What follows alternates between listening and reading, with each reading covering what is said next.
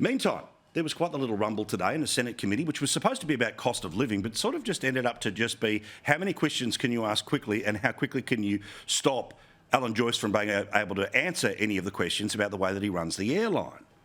Now, as you know, last week they made a profit announcement and it was one that was an absolute thumper, a record profit of $2.47 billion.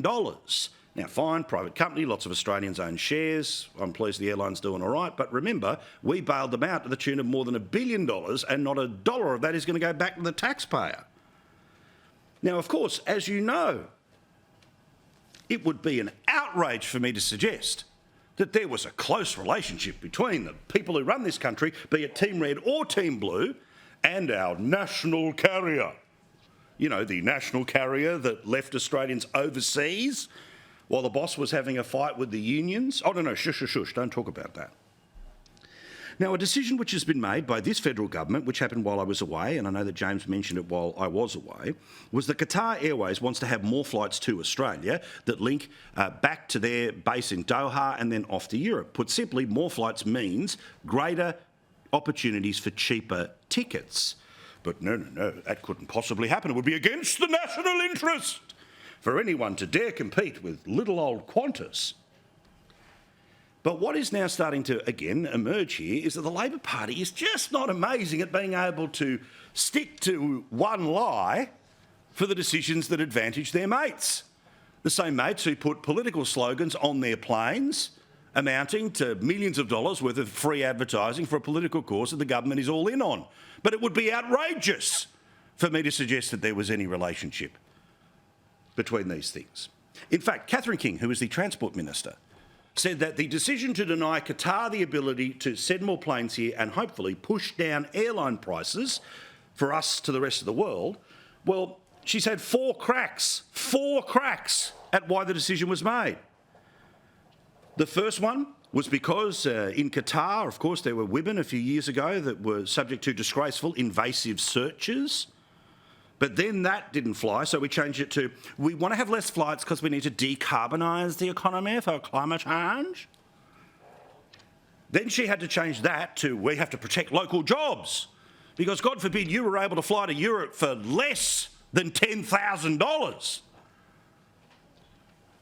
And then they've turned around and said that it's because Qantas is buying new planes. So what? Competition is what a free market is always based off. As many players as possible in the hope that the competition between them pushes down the price. The fewer the number of people who are in any one market at any one time, well, you just pay whatever the hell the two people in charge decide, oh so conveniently, that you have to pay. Now, we know that there's competition in some areas that has pushed prices all the way down, and then there's sort of some comfortable things that mean you end up paying more than $2 for petrol around the country, despite the fact that the petrol price is actually falling. But then guess what actually happened today? The Assistant Treasurer, Stephen Jones, the same bloke who said that we're taking off your $1,500 tax return because we're better at managing your money than you are, because God forbid you had money and it would somehow fight inflation for you to have less money that is your money in the first place. He actually had the stones to say in an interview in the Financial Review, and then he had to back it up on television today, that the reason that they made the decision about Qatar was because they needed to keep Qantas profitable. The same ones who literally are campaigning flight by flight for the political outcome in the Constitution that the federal government wants. They are now saying that they are keeping out competition because they are overtly trying to help not a government-owned airline, but a privately owned airline. It is a generation since the Australian taxpayer owned Qantas. Thank God for Virgin. Remember when it was Virgin Blue? And Qantas did every little thing it could to give them the crappiest part of the airport because it would be too far to go. That was how they were able to maintain their power when it came to the ease with which you could get onto a flight. Well, Virgin stuck around and we now have a two-horse race. Good. And I don't care which one you choose, but you need more than one horse around. Now, I don't particularly dislike Alan Joyce, but let's be honest. When the Assistant Treasurer is saying that Australians have to keep paying through the nose to fly in their own country or anywhere else because it protects Qantas's profit. That is not the umpire. That is the player. That is the player who's wearing the jersey of one team. And he said this today. We can drive prices down, but if we drive them down to a level where it's actually unsustainable to run an airline, instead of having two carriers, we'll design our markets in a way which will make it unsustainable.